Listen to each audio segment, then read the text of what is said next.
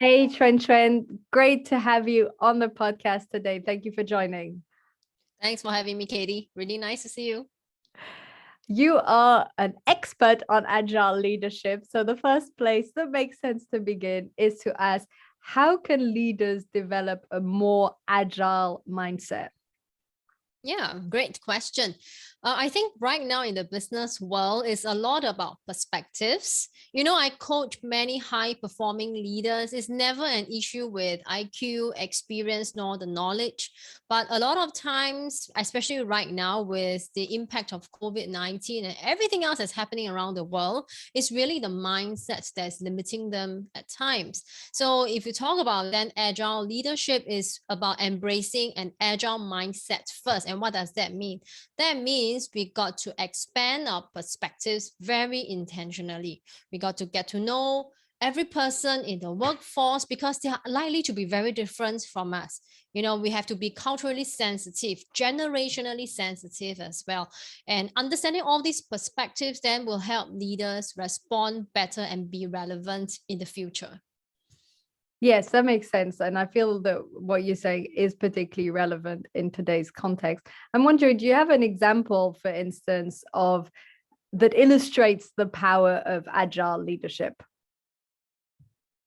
So an example would be, I think for listeners listening in right now, if you evaluate yourself, if you have been highly effective and successful in the past, perhaps in a previous workplace, and now that your scope has changed, now that we are breaking boundaries, right? And teams are no longer working in silos. You want them to work in a matrix organization. So kind of the rules of engagement have changed, but somehow what made you successful in the past no longer works. And you're wondering why. I think that is one typical example where people realize that they need to do something about the mindset. So a lot of the leaders that I work with, they are in such a situation where they used to be highly successful, but somehow it's almost like overnight things just changed and they're wondering why.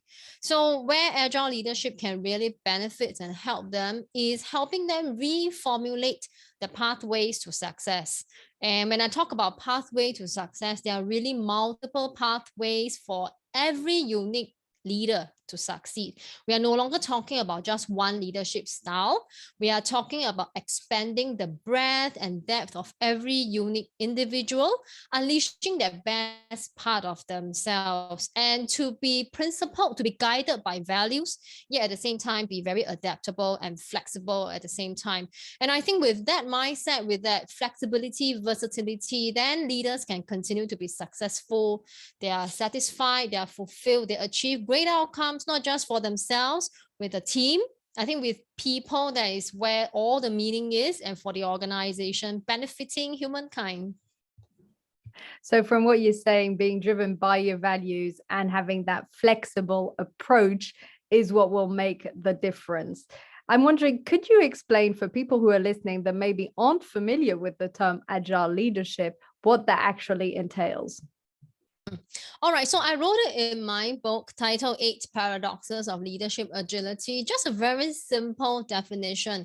So, agile leadership, in other words, we can call it leadership agility, refers to your ability to navigate complexities and uncertainties while maintaining a sense of ease and authenticity.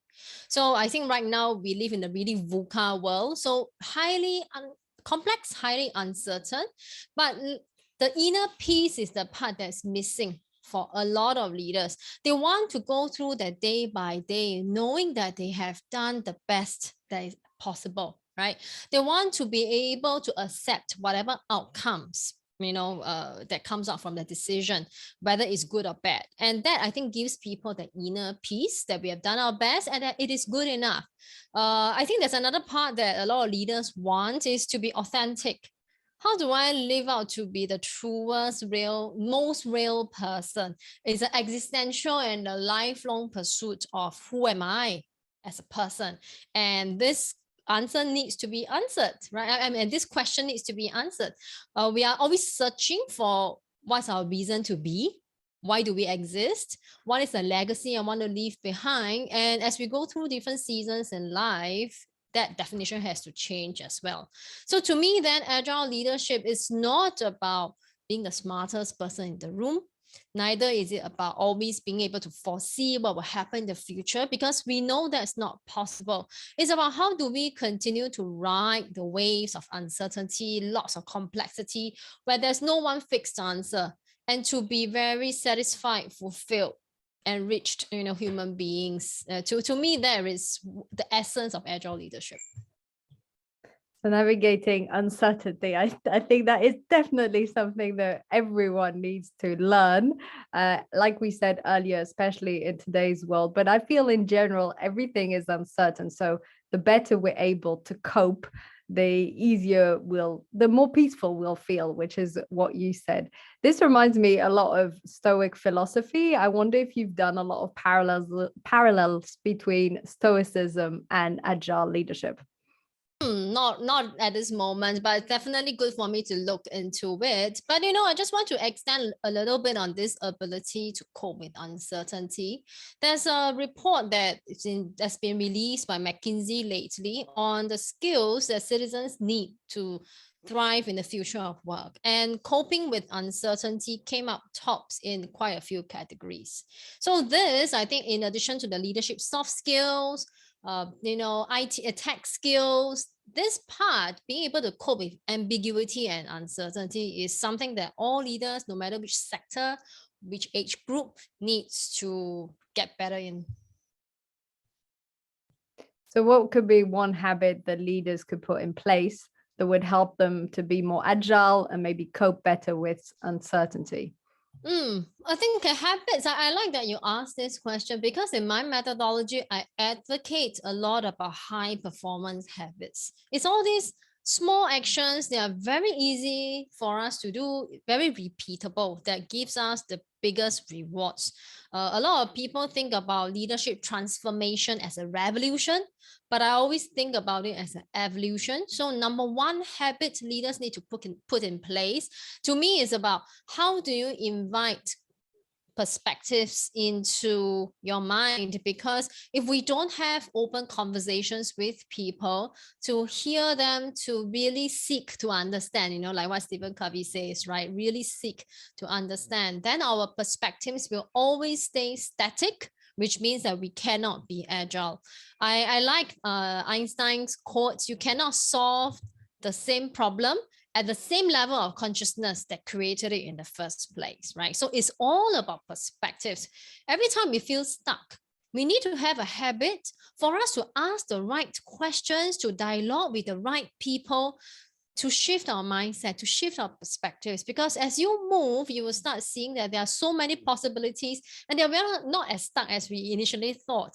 It's just a matter of standing at a different position to look at that situation, and it always gives clients many new perspectives, that that possibility was there, but I didn't see it. But now that you ask me, for example, to take a different perspective, even just guessing, just making an assumption, what do you think this person would say? What do you think this person is thinking about? So you could do it with yourself. You could really do it in a real dialogue.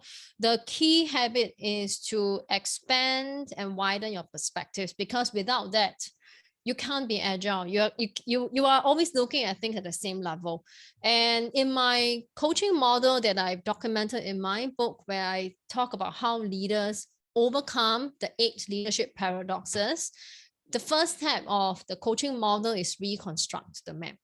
And I describe it using a metaphor, like map makers drew that map for your interpretation, right?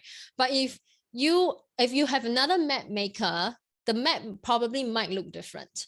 So there's also this saying that the map is not the territory.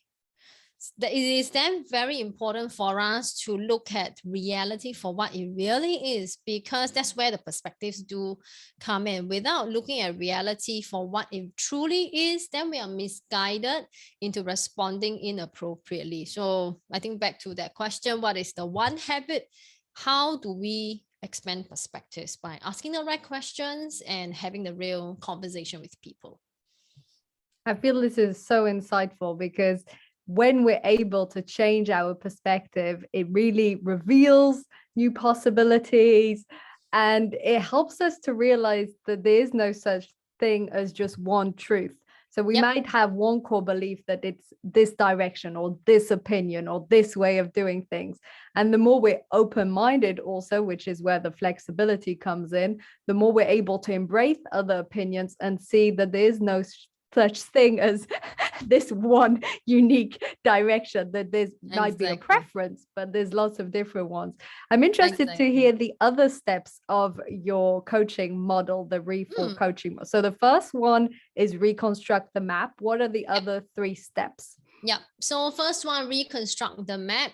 Second one is to refresh your lens. So refreshing your lens means looking at assumptions, biases, prejudices, or overgeneralizations that could have formed over the years. Now, all of us have these generalizations. That's how we make sense of the world, right? But sometimes generalizations don't work for us anymore. For example, a common one, if I work with, say, Gen X clients who are working with millennial leaders for the first time, they may give them a label like, oh, they are strawberry generation. And at least we have this term in Singapore, strawberry generation, meaning that they are damaged very easily. With that generalization, it is not healthy. It doesn't help you appreciate the value that millennials bring to the organization. Right? So refreshing the lens means that we are challenging what we think is true. We are challenging our biases, our assumptions. I think another common one might be, oh, women tend to be timid and women leaders are not as bold as male leaders. That could be yet another stereotype. So again, challenging norms, challenging what we believe to be the gospel truth, because they may or may not be true. And it requires, I think it's worth re-examining these thoughts because they unknowingly cage us in, right? So the second step is to refresh the lens. Now, the third step is to renew your identity. And this one I talk about, what is your leadership persona? As a leader, who do you think that leader is supposed to be? Is the leader the conductor, the teacher, or the cheerleader, or the commander, who is standing in front and asking all the soldiers to charge forward? Because with each persona, the leader will behave in a different way, right? I'll give you an example. Let's say, for example, in the past, I used to work with a client who is in the compliance unit in the pharmaceutical plant. And compliance, she being the compliance head, was at loggerheads with the commercial head, because for the commercial side, their role was the sole purpose was to push our products really quickly. But for the compliance side, they have to make sure that the drugs are safe. And then they are at loggerheads. It seems like their goals are set up to be antagonistic. And then I asked the client, so what is the role you play here? What's your identity here? Are you supposed to be the discipline mistress? Or are you supposed to be like a facilitator or the cheerleader? And she thought about it and she realized that she's not there to be the discipline mistress, to tell her colleagues that, oh, you are doing this wrong, you are doing that wrong. But she's supposed to play the role of being supportive, right? They are on the same team. Let's work together. So what can I do to meet my objectives and also help you be successful so that our organization is successful as a whole? So it has to do with the identity. So that's renewing the identity. I find that very powerful because for example, if you work with, say, leaders who don't delegate well, they may think that they have to carry everything on their shoulders, right? They have to do the heavy lifting to show their value. But if you put it another way to them, then they realize that to help nurture the next batch of leaders is not to charge in front and do all the work for them. It is to coach them to do the weightlifting properly, right? And better, more efficiently. And that's much more empowering. So third step, to renew the identity.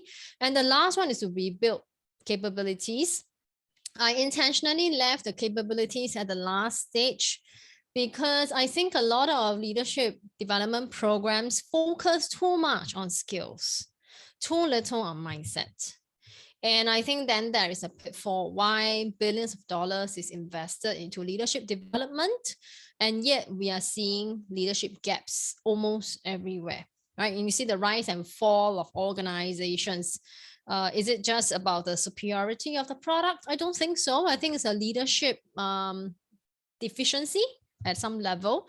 So really looking at what is a mindset shift needed from the first 3 stages, then we talk about what are the skills I need to build in myself. Then with the right mindset, I will then be able to apply them, put them to practice, and then you will see outcomes shift once behavior changes. Fantastic. So reconstruct the map, refreshen the lens, renew the identity, and rebuild the skills. And I like the fact that you finish with that step, because inner work is always more important, or a bigger base. And I think there is a tendency in general to look for a shortcut, to look for the skill you can use or the strategy you can implement. But if you haven't done the mindset work or the belief work or looked at your map and your perspective, then the strategy will only take you that far. You'll block if there isn't the mindset there. So Exactly. I always joke with my clients, this is not microwave. This is slow cooking. We got to double boil the soup to get the essence out. We cannot microwave it. No, you can't microwave it. There isn't a shortcut, fast cut. What is one of the top 8 paradoxes of leadership agility? Because you mentioned 8 in your books, and which one is the most common? Right. Okay. I think there are 2 that comes up top. So if I were to choose, of course, then it would be paradox 1. That's precisely why I wrote it first in the book. That's tasks versus people. So for many organizations, leaders tend to be very result driven. I think, and rightly so, right? I mean, for a profit making business, if you are in the reds, then it results into loss of countless jobs, right? So I do understand the need for tasks to be completed so that we can meet the revenue goals. But at the same time, on the other end of the paradox, people are also extremely important. So this is the one that comes up very often, especially leaders who come onto the calls with me and they say, I've got this feedback from my 360 leadership assessment, and I've been said that I'm very task oriented. I'm a taskmaster. I'm not human centered enough. So I need to be more people oriented. But I find the interesting thing is, as they speak, as the conversation progresses, I realize that they are people oriented. It's just that they don't project that part of themselves. They deeply want others to succeed. So it is not inauthentic. It's not faking it. Everybody I know, okay, of course, I think I'm biased because there's a certain kind of clients who would come to coaching, right? They want to be the best version of themselves. That's why they come to coaching. So these clients that I work with, they have an inner desire to want to help others succeed. They are actually people oriented in their hearts. It's just that the system, it could be the education, the experiences make them always speak about the task. So I think, looking at this paradox, they realize that they can fulfill both the task and be people oriented at the same time. It doesn't mean that if you are a caring manager, then you are a soft one, right? You could be firm, assertive, and at the same time, be very clear about what the goals are. When someone doesn't meet the deadlines or doesn't meet your expectations, you can deal with them with respect and love, right? So I think it's how do you put 2 ends of the paradox together and create a better workplace that's more human-centered, that has more meaning in it. Like, we are not them machines just trying to churn out results. We are there co-creating an experience in a workplace that's worth staying in and building relationships with people outside of the home. And I think so then this paradox to me is quite close to my heart, because even for me growing up, I was very result driven. I mean, I still am. Okay, I have to confess, I still am very result oriented. I mean, as an entrepreneur, I have to, right? But in my interactions with people, then I think the question is, can I bring in a human element? How do I humanize leadership development? How do I look at my clients for their uniqueness? See, hear, and understand them. Who are they as human beings, and help them achieve great results. So that's where the task and people also come in. Yes, I think it's interesting that you said that they are human centered, or they do care about people, but somehow they prioritize the results. In your experience, why do you feel that they sort of hide behind the results instead of focusing more on the people in the company? I think there's a lot of associating the success with the outcomes. Like they will frequently talk about, this is my responsibility as a people manager. Getting results, delivering on outcomes is my responsibility. And being driven by that personal sense of responsibility or wanting to achieve great results, I think it pushes them. And sometimes they don't know how to step back from it. They don't understand that. Okay, I think at that point in time, they have not seen the possibilities. So how do I motivate someone to deliver great outcomes? Right? I'm not telling leaders to settle for mediocre work, because we cannot. We need to continue to deliver, even if we have diminishing resources. But it is understanding how the human motivation works, right? Typically, most of us, at least I can say for growing up in Singapore, the system is probably, if you don't deliver as a student, if you don't deliver, you get scolded by your teachers, you get reprimanded, right? You get some harsh treatment. But if you look into motivation, what is that state of flow that we really should try to get ourselves into? Is it by doing something that we are naturally talented at? Is it being able to use strengths every day? That's why I use Gallup's Clifton strengths extensively in my work with leaders pursuing agile leadership. Only when we are using our strengths, then we can be motivated. So when leaders don't know how else to motivate others, the only way they can fall back to will be the prior experience, being reprimanded by teachers, by parents. I mean, as a parent, I'm guilty of it as well, that if my children misbehave, sometimes I will turn into the angry parent, right, or the stern teacher, right? So sometimes it's because they don't know any other way to respond, right? And it seems like we have to bully people into giving us good results. But what if we can inspire people to deliver great results? I think that takes a different angle, different skills, maybe different tactics to get people to influence them to take certain actions. Yeah. I think that's that. Yes, influencing them and not reprimanding them into getting Mm-mm. results. I often feel that we do achieve much better outcomes and results if we feel supported than if we Yes. push ourselves. And this is the same whether it's coming from the outside, a boss that's encouraging us or pushing us, but also from within, having compared both with myself and with clients. If I'm pushing myself and saying I'm not good enough and I should be doing better, and why am I getting poor results? That only takes me so far. But if there's first a place of acceptance and acknowledgement of good results and encouragement, and then just striving for improvement, for the joy of it, for the influence, the contribution of it, I feel this goes a lot further. So it's very similar. I'd like Yeah. to finish on a bit of a tangent because we have a few minutes left.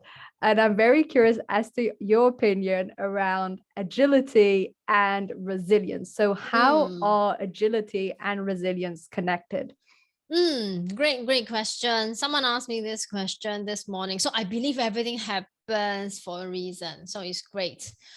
To me, resilience, how does one person become resilient? When I'm able to bounce back from adversities, when I can take failure as a learning point, when I feel encouraged and optimistic that there's something else I can do that's within my control to make it better the next time, right? There's a certain sense of that level of control over the outcome if I act in a certain way. Now, where does agility come in then? If we are always able to adapt and respond and change course according to what life or work is teaching us, right? The feedback. If we are taking feedback and using it to feed forward into our next action, we naturally then will be able to bounce back. Because in my mind, instead of looking at a negative result as a failure, I'm now seeing it as, oh, this is feedback that what I'm doing previously doesn't quite work. So what else can I try now? So it's a lot more forward looking. It's a lot more experimental. It's less final.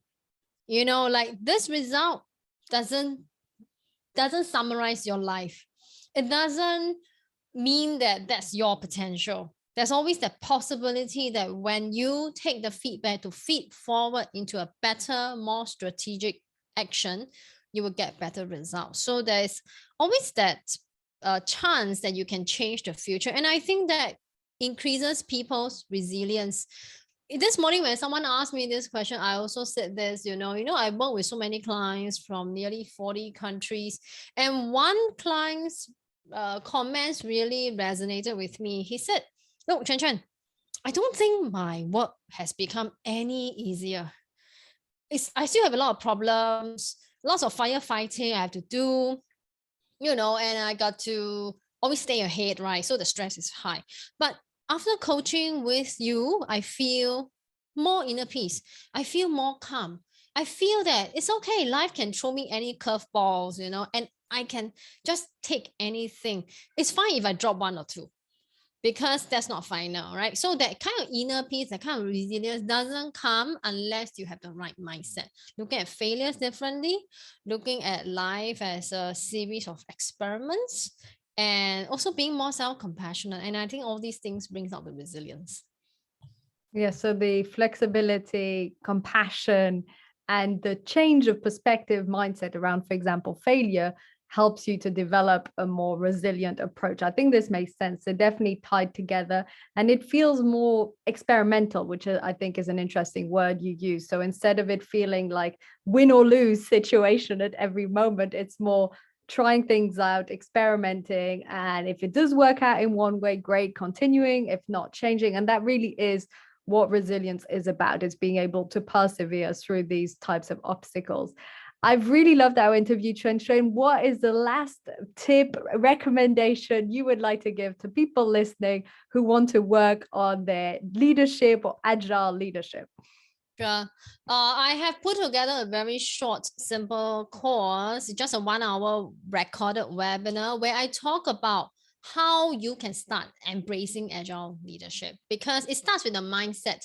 I mean, as a concept is maybe a sexy concept, right? But how do you put it into practice? I think that is the question most people want an answer for. So in that short training, I will walk through 3 simple steps that anybody can practice on a daily basis, right? It involves looking at your paradoxes. That's one.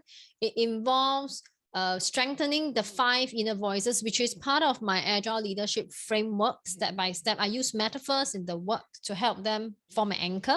And then how do you build high performance habits, something that we discussed earlier, right? Other than that one habit, there are many other habits that can form as well.